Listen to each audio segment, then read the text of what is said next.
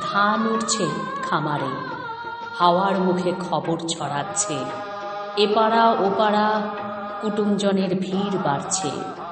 পরোয়া করি না, বারুক। তুমি তো হেলারামের মা। সবুজ শাড়ি আর কালো খোঁপায় গুঁজে নাও ধান শীষ, কোমরে গোঁজো কাস্তের ফলক।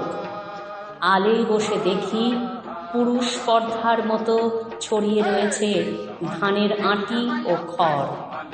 মনে হয় এক পালুই ঋজু অভিমান। তোমাকে আজ কি বলে ডাকবো? আবাদি মাঠের কামিন, প্রকৃতি কন্যা, নাকি হেলার মা? কাদামাটির ভেতরেও এক বুক লক্ষ্মীশ্রী অভিমান থাকে। গত বছর সর্বগ্রাসী শীত আমাদের স্বপ্নকে চুরি করেছিল। রাজধানীর অনুদান এদিকে আসে না, বড় রাস্তায় লুট হয়। আমাদের মেঠো পথে তাদের চাকার দাগ পড়ে না। ধানের চক্রবৃদ্ধি ঠেকাতে পুরা ও মড়াই পেছনে ফেলে জমি ও লাঙল বেচেছি জলের দরে। নবান্ন আলপনা উৎসবে ভেসে ওঠে বাসমতির ঘ্রাণ, গেরস্থালি হেঁসেল, আটচালা, তুলসী মঞ্চ। মাটি এখন শীতের ছেঁড়া কাঁথায় কিছুদিন ঘুমোবে।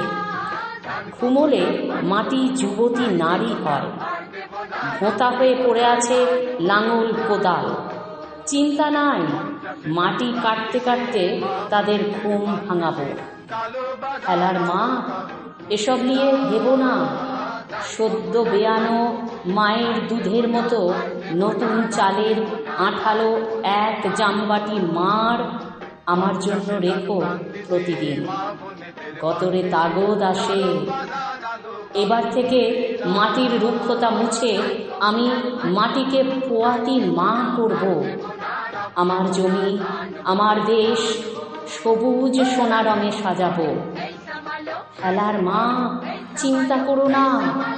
এখন থেকে শুধু আমাকে এক জামবাটি মাড় দিও।